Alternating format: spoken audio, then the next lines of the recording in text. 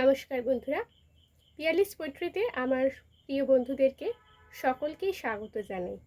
আশা করি আপনারা সকলে ভালো আছেন। অনেকদিন পর আপনাদের সঙ্গে আমি আড্ডা দিতে চলে এলাম। আজকের আমি আমার খুব ভালো লাগার একটি কবিতা আমি পড়েছি, সেটাই আপনাদেরকে আজকে শোনা শুরু করছি। মাহবুব সর্দার সবুজ কবি, যিনি লিখেছেন এই কবিতাটা। আঘাত শুধু হাতের নয়, শব্দের আঘাত আরও গভীর, আরও নির্মম।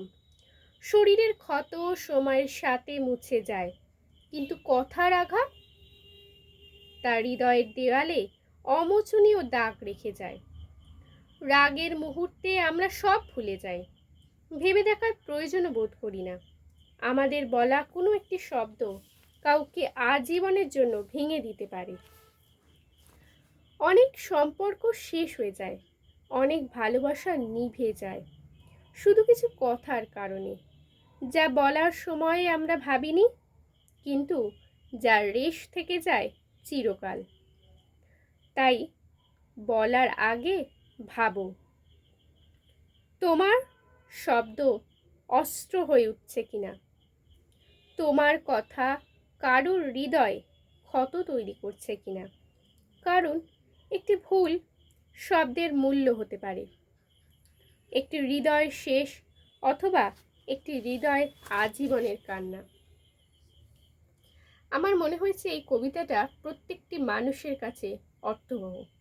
কারণ প্রত্যেকটি মানুষ আমরা এতটাই স্বার্থান্বেষী হয়ে গেছি, অন্য মানুষকে কথার আঘাত দিয়ে, খোঁচা দিয়ে মানুষকে অনবরত উত্ত্যক্ত করি, এবং উত্ত্যক্তটা এতটাই মাত্রাতিরিক্ত হয় যে যে মানুষটির সঙ্গে আমার ভালো সম্পর্ক রয়েছে সেই মানুষটিকেও তিক্ত থেকে তিক্ততর করে তুলি। অর্থাৎ নিম খেলে যেরকম আমাদের মুখটা তিতো হয়ে যায়, সেই মানুষটির সঙ্গেও ঠিক আমাদের সম্পর্ক তিতো হয়ে যায়।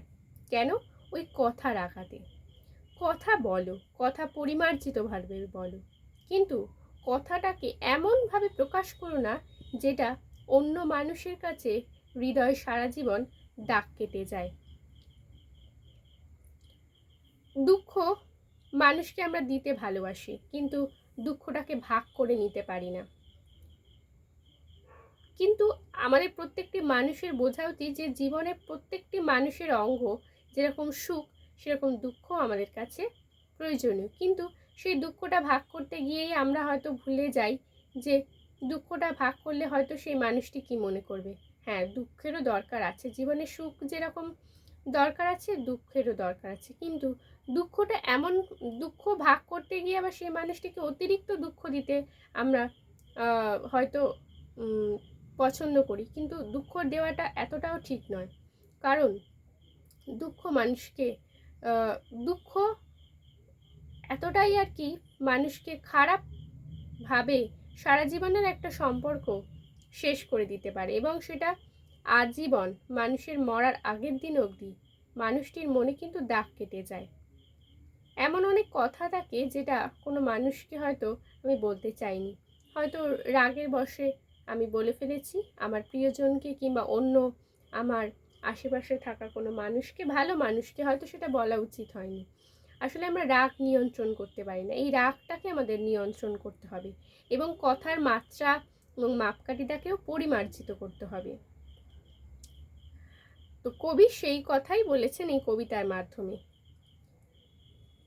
আপনাদের কি মনে হয়, যদি এই কবিতাটা আপনাদের সত্যি কোনো মানুষকে কথার আঘাতে খারাপ ভাবে সে মানুষটি হয়তো নিয়ে থাকেন, কথার আঘাতে হয়তো সে জর্জরিত, অন্য মানুষটিকে আমরা বলেছি, তাহলে অবশ্যই তার কাছে ক্ষমা চেয়ে নেবেন, এবং মানুষের সঙ্গে সম্পর্কটাকে সেরকম তিক্ততর করে তুলবেন না।